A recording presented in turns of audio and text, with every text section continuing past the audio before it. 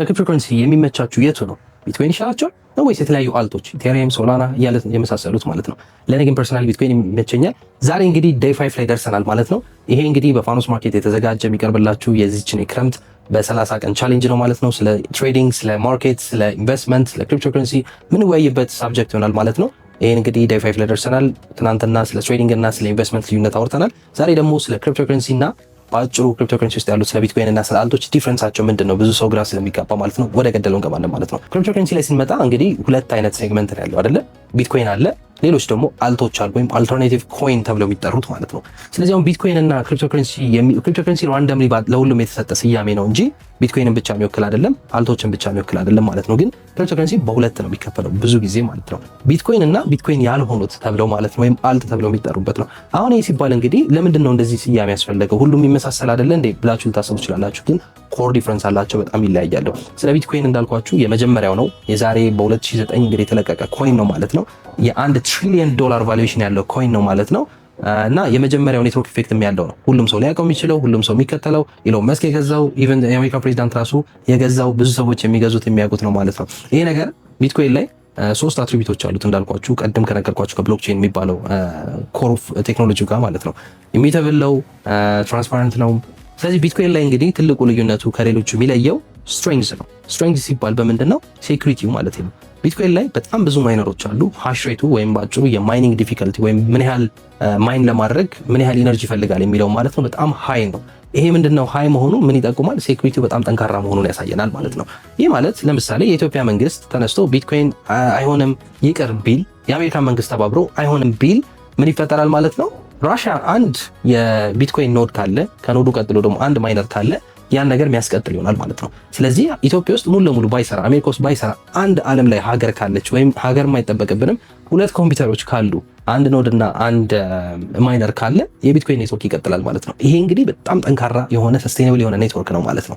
ሌሎቹ ክሪፕቶከረንሲ የላቸውም እንደ ቢትኮይን ልክ ማለት ነው፣ ስትሬንግዛቸው ስለሚለይ። ስለዚህ ቢትኮይን ፕሩፍ ኦፍ ወርክ የሚባል ፈንክሽን ነው የሚጠቀመው። ይህ ማለት ፕሩፍ ኦፍ ወርክ ማለት ኢነርጂን ወይም ኮንሰፕሽናችሁን ወይም በአጭሩ ኮምፒቴሽናል ፓወራችሁን ኮንትሪቢዩት በማድረግ ያን ወርክ ፑት ባረጋችሁት ልክ ቢትኮይን ይሰጣችኋል ማለት ነው። ያን ነው የሚጠቀመው ማለት ነው። የሌሎቹ ግን ያ ነገር ስትሬንግዙ ወይም ይሄ ሴኩሪቲው አነስ ያለ ነው ማለት ነው። ስለዚህ ቢትኮይን እንግዲህ ትልቁ ልዩነቱ ከአልቶቹ የሚለየውና መሰረታዊ ዲፍረንሱ ምንድነው? ስቶር ኦፍ ቫሊዩ ነው ተብሎ ይታመናል ማለት ነው። ይሄ ለምንድን ነው የሚታመነው? ወይም ዲጂታል ጎልድ ብለው ላይ ይጠሩታል ብዙዎቹ። ይሄ ለምንድን ነው ብለው የሚታመነው? ቢትኮይን ሰፕላዩ 21 ሚሊዮን ብቻ ነው ኤግዚስተንስ ላይ የሚኖረው። ያው አብዛኛው ሰው የድሮ እርሊ የነበሩት ሰዎች ዋሌታቸውን ረስተውታል፣ ትተውታል። ከ21 ሚሊዮን በታች ነው። which means ይሄ ነገር ኢንፍሌሽነሪ አይደለም። ምንም አይነት ቢትኮይን በየትኛውም ዓመት ከዛሬ 100 ዓመት በኋላ ራሱ አዲስ ቢትኮይን ወደ ሰርኩሌሽን አይገባም፣ ይታወቃል ማለት ነው። የዛሬ 100 ዓመት ምን እንደሚፈጠር ቢትኮይን ሰፕላይ ላይ ማወቅ እችላለሁ። የኢትዮጵያ ብር ላይ ማወቅ አችልም፣ ዩኤስዲ ላይ ወይም ዶላር ላይ ማወቅ አችልም፣ የትኛውም አይነት ከረንሲ ላይ ማወቅ አችልም። ቢትኮይንና ቢትኮይን ወርቅ ላይ ኢማጂን እሱ ላይ ራሱ ማወቅ አችልም። ቢትኮይን ብቻ ነው ፋይናይት የሆነ ሰፕላይ ኖሮት ኤግዚስቲንግ የሚያደርገው ማለት ነው። ያ ብቻ የራሱን አትሪቢዩት ስለሰጠው ብዙ ሰዎችም ስላመኑት ዲጂታል ጎልድ ነው ብለው ይጠሩታል ማለት ነው። ሌሎች ክሪፕቶከረንሲዎች ዲጂታል ጎልድ አይደሉም። ለምን? ስለማይታመኑ ማለት ነው። የሁለተኛ ደረጃ ደግሞ ቢትኮይን ከሌሎቹ በጣም የሚለይበት ደረጃ ሴኩሪቲው በጣም ሃይ ነው። እንዳልኳችሁ ከዚህ በፊትም ዴይ ዋን ላይ ሳስረዳችሁ የነበረው ክሪፕቶከረንሲ ላይ ትልቁ አትሪቢዩት ዋና ወሳኝነት ብሎክቼን የሚባለው ነውና ያ ብሎክቼን ላይ ይሄ ኢሚዩታብል ሌጀር መኖር አለበት ወይም ባጭሩ ማይለዋወጥ መሆን አለበት። የቢትኮይን ሞኔታሪ ፖሊሲም የዛሬ 2009 ያኔ የወጣው ፖሊሲ ነው አሁንም ድረስ ኢፌክት ኖሮት አንድ ሳትቀየር ይሄደው ማለት ነው። ኦብቪየስሊ የተወሰነ ቼንጆች ነበሩ፣ ግን ሞኔታሪ ፖሊሲ ላይ ምንም አይነት ቼንጅ አልነበረም በሰዓቱ ማለት ነው። ስለዚህ ቢትኮይን እንግዲህ ይሄን ስትሬንግዝ አስቀጥለው ስለሄደ እምነት ገንብተዋል ማለት ነው። እና ያ ራሱን የቻለ ይሄ ሶሻል ካፒታል ገንብተዋል ማለት ነው። ብዙ ሰዎች አምነውበት እንደ ሃይማኖት ነው የተከተሉት ያሉት ማለት ነው። በሶስተኛ ደረጃ ደግሞ ቢትኮይን እንግዲህ ትራንስፓረንት ነው፣ ሁሉ ነገሩ ይታወቃል ማለት ነው። የአልቶች ደረጃ ስንመጣ ለምሳሌ ኢቴሪየምን ወይም ሶላናን ልውሰድላችሁ። ሞኔታሪ ፖሊሲያቸው ይለዋወጣል። አሁን ኢቴሪየም በበኩሉ የዛሬ 3 ዓመት ወይም 4 ዓመት በፊት ሞኔታሪ ፖሊሲውን ሙሉ ለሙሉ ቀይሮታል። ሙሉ ለሙሉ ናቸው እና እንደ ስቶር ኦፍ ቫልዩ ልናየው አንችልም ማለት ነው፣ ኢቴሪየምን ማለት ነው። ግን የአልቶችና የቢትኮይን ትልቁ ዲፍረንስ ምንድነው? ቢትኮይን ላይ ኤክስፐሪመንት ማድረግ አትችሉም። ለምን? ኔትወርኩ በጣም ትልቅ ስለሆነ የመጀመሪያ ኢኒሻሊ ፐርፐዝ የነበረው ዲጂታል ካሽ ወይም ዲጂታል ገንዘብ እሆናለሁ የሚለውን ትቶታል። ለምን? ኔትወርኩ ትራንዛክሽን ፐር ሰከንዱ በጣም ትንሽ ነው። 7 ወይ 6 ትራንዛክሽን ፐር ሰከንድ ነው ማካሄድ የሚቻለው ቢትኮይን ላይ።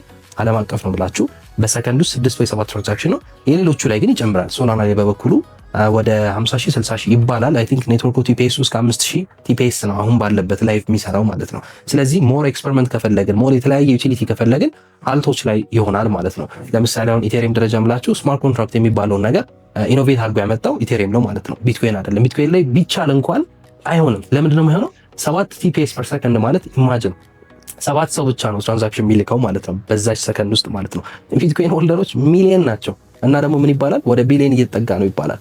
ስለዚህ ቢትኮይን ስኬል ማድረግ አይችልም ማለት ነው። ለዛ ነው ኤክስፐሪመንት ማድረግ ማንችልበት። አልቶች ላይ ግን ወይም እና ኢቴሪየም እና ሶላና እና ደግሞ የመሳሰሉት ብዙ አሉ የተለያዩ ፐርፐዝ የሚሰጡ እነሱ ደግሞ የራሳቸውን ይሰጣሉ ማለት ነው። ሜይን ዲፍረንሳቸው ይሄ ነው። ያው ቢትኮይን ሞር ሴፍቲ ያለው ሪተርኑም አነስ ይላል። አልቶች ላይ ግን ያው ሪስኩም ይበዛል። ያው ዜሮ የመግባትም ቻንስ ይኖራቸዋል።